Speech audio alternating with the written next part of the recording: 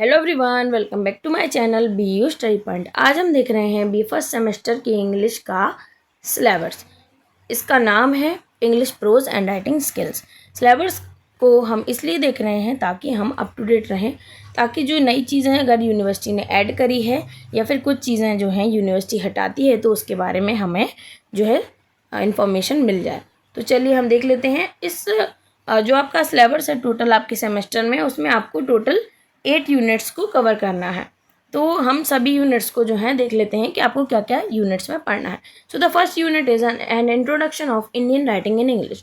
तो आपको first unit में पढ़ना है कि इंडियन राइटिंग इन इंग्लिश में क्या का इंट्रोडक्शन के बारे में पढ़ना है, जिसमें आपको डिफरेंट ऑथर्स के जो है कॉन्ट्रीब्यूशन के बारे में पढ़ना है। और किन किन ऑथर्स के बारे में पढ़ना है आपको? रविन्द्रनाथ टैगोर के बारे में, R K Narayan, Mulk Raj Anand, Sarojini Naidu, Kamala Markandaya and Nayantara Sahgal. इन राइटर्स के बारे में आपको पढ़ना है जिन्होंने इंडियन इंग्लिश राइटिंग में अपना कंट्रीब्यूशन दिया है। The next unit is unit second, जिसमें आपको 2 टॉपिक्स को कवर करना है। First is the element of short story. आपको शॉर्ट स्टोरी के एलिमेंट्स को पढ़ना है, जिसमें आपको प्लॉट, कैरेक्टराइजेशन, नरेटिव टेक्निक और स्ट्रक्चर को कवर करना होगा। Then the next topic is type of prose and prose style, जो कि यूनिट सेकंड का सेकंड पार्ट है, जिसमें आपको ऑटोबायोग्राफी, बायोग्राफी, ट्रैवलॉग और पीरियोडिकल ऐसे, फॉर्मल ऐसे एंड पर्सनल ऐसे को कवर करना होगा। देन आपकी यूनिट थर्ड में आपको टॉपिक पढ़ना है प्रोज डिवाइसेस, जिसके अंदर आपको theme, point of view, imagery, tone, mood, antithesis, aphorism और डिक्शन के बारे में पढ़ना होगा। देन इसके बाद जो यूनिट 4 है, यहाँ से आपकी शॉर्ट स्टोरी स्टार्ट हो जाती हैं, जिसमें आपको यूनिट 4 और यूनिट 5 में शॉर्ट स्टोरीज को कवर करना है, जिसमें से पहली शॉर्ट स्टोरी है the last leave. Then the next short story is the terror. Then next short story जो कि आपके 5th यूनिट में है, the barber trade union. And इसकी सेकेंड स्टोरी है the under the banyan tree. ये 4 जो शॉर्ट स्टोरी हैं आपको इनको अपने सिलेबस के अंदर कवर करना होगा। देन आपकी यूनिट 6 आ जाती है, जिसमें आपको प्रोजेस को कवर करना है। प्रोजेस जो हैं वो आपकी इस यूनिट मतलब मैं कह रही हूँ कि सिलेबस का जो है सबसे इम्पॉर्टेंट पार्ट होता है, क्योंकि इसमें आपको एक प्रॉपर पैराग्राफ दे दिया जाता है और उसमें से आपको जो है कंक्लूड करना होता है कि ये जो पैराग्राफ है ये किस जो है प्रोज से लिया गया है, और इसको एक्सप्लेन भी करना होता है। तो मैं कहूँगी कि आपको इन्हें बहुत ही अच्छे से पढ़ना होगा, ताकि आपके पेपर में जब भी ये एक्सप्लेनेशन वाला क्वेश्चन आएगा तो आप इसे अच्छे से अटेम्प्ट कर पाएँ। और हाँ, आप ये बात अच्छे से समझ लीजिए कि ये जो प्रोज के क्वेश्चन आते हैं, जिसमें मैंने आपको बताया कि एक्सप्लेन करना होता है, तो ये कंपलसरी क्वेश्चंस होते हैं, इन्हें आपको अटेम्प्ट करना ही होगा एग्जाम में, आप इन्हें छोड़ नहीं सकते हैं, ये ऑप्शन में नहीं आते हैं। So make sure to learn all these prose very nicely and very efficiently.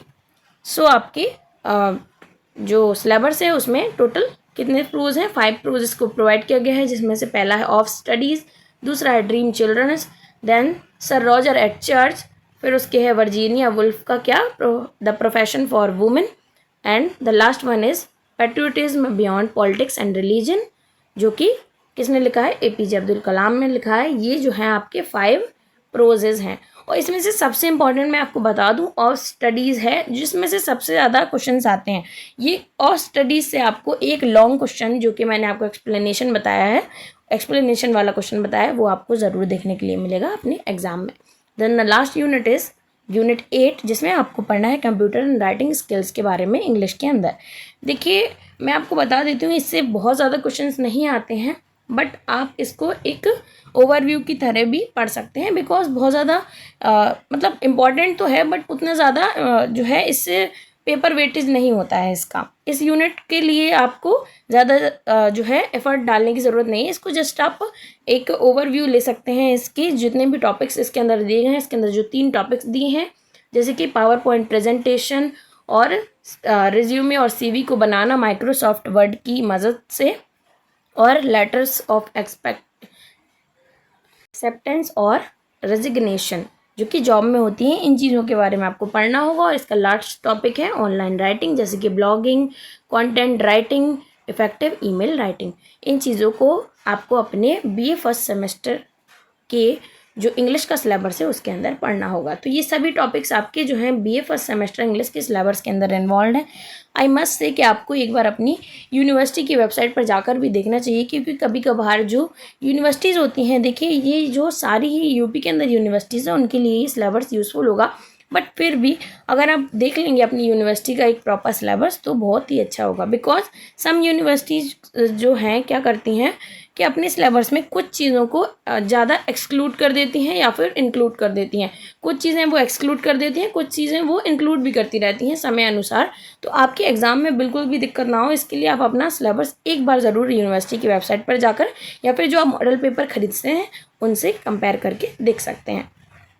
तो आपको कैसी लगी ये वीडियो? अगर आपको ये वीडियो हेल्पफुल लगी हो तो प्लीज़ चैनल को लाइक शेयर एंड सब्सक्राइब ज़रूर कीजिएगा। अपने दोस्तों के साथ भी इस वीडियो को ज़रूर शेयर कीजिएगा। और हाँ, ये सारे ही टॉपिक्स जो हैं मेरे चैनल पर अपलोडेड हैं। एक प्रॉपर प्लेलिस्ट बना रखी है मैंने, जिसमें मैंने इन सभी चीज़ों को एक्सप्लेन कर रखा है। अगर आप चाहें तो उन्हें भी जाकर देख सकते हैं। चलिए मिलते हैं नेक्स्ट वीडियो में। Stay tuned. Thank you for watching.